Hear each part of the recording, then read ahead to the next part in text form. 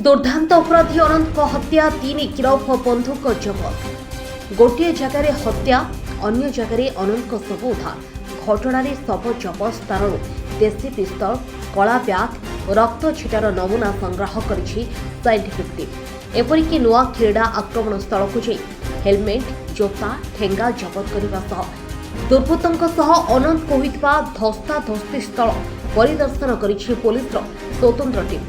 बुधवार सन्ध्यारे अनंत 2 जन सह मोटरसाइकेल जोगे जाउथबा समय पछरु एक बोलेरो 4 जन पिछा करी अनंत मोटरसाइकेल को धक्का देइथिले। मोटरसाइकेल अनंत खसी तळे पड़िजिबा परे शक्त मूलिया ठेंगारी मुंड को पहार करिबारु हेलमेट भांगी जाइथिला एवं दौड़ी पळाइबा पळे बोमा मध्य तांको उपरकू फोपाड़ा जाइथिला। अनंत एमानंक सह किछि समय धरी धस्ताधस्ती होई प्रबल मानर आघात रे अनंत मृत्यु होइतिला। सेठु तांकर मृतदेह को दुर्बृत्त माने उठे आनी बंधापड़ा श्री जगन्नाथ विद्यापीठ कारोसा निकटरे फोपाड़ी देइथिले। अनंत मोटरसाइकेल बसिथिबा 2 प्रत्यक्षदर्शी भୟରେ सेठारु चली जाई पुलिस को खबर देइथिले।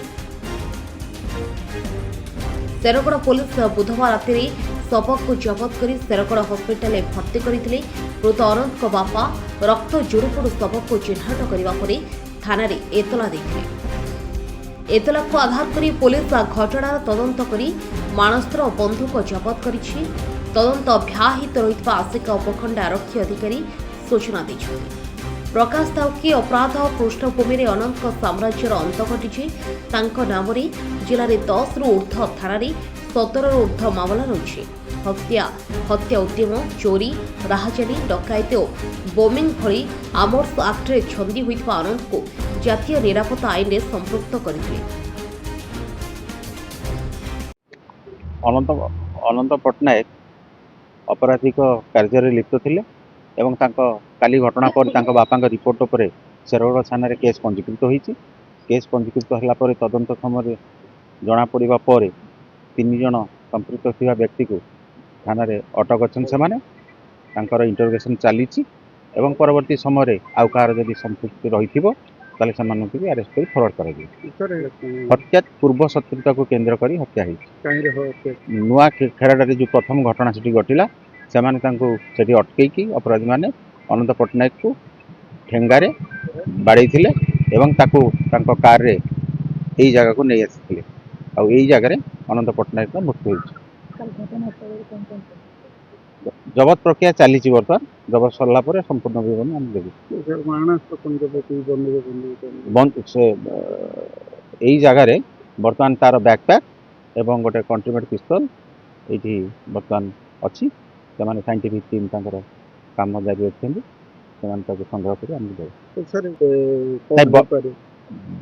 जहाँ तदंत बर्तमान सुधा जना पड़ी पूर्व शत्रुता ही यही घटना घटी। आमे बर्तमान स्पॉट यही जगह आम बर्तमान साइंटिफिक टीम विजिट कर गला पर जना पड़े 17 रु ऊर्ध्व case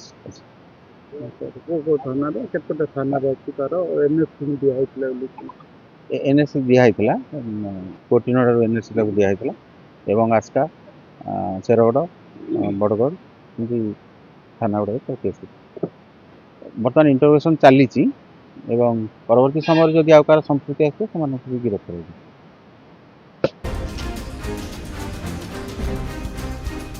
Ganjam Akshay Kumar Pattanaik report Odia today.